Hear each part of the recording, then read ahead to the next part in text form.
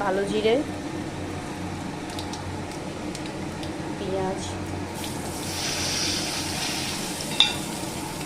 লঙ্কা নাড়তে হবে।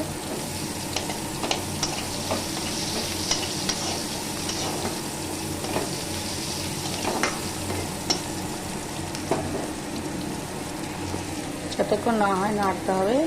আর মশলা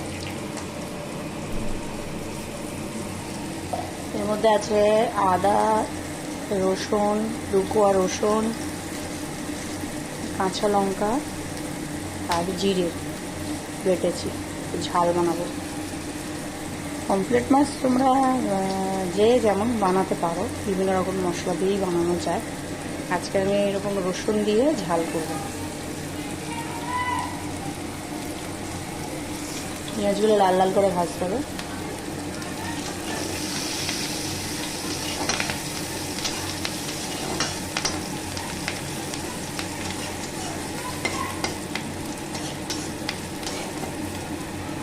তোমরা ভাবতে পারো যে পেঁয়াজগুলো বেশ বড় বড় কাটা হয়েছে। আমার আবার এরকম একটু ভালো লাগে বড় বড় পেঁয়াজ কাটা।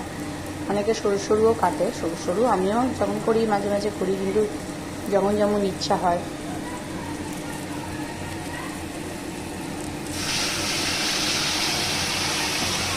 এবার এই মশলাটা দেবো, নুন হলুদ দিয়ে ভালো করে কষবো।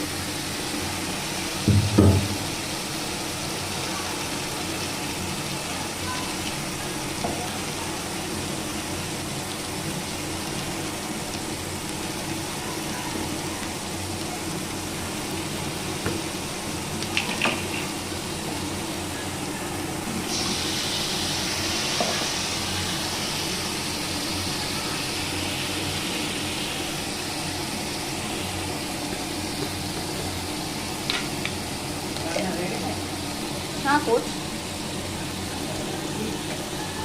তোমাদের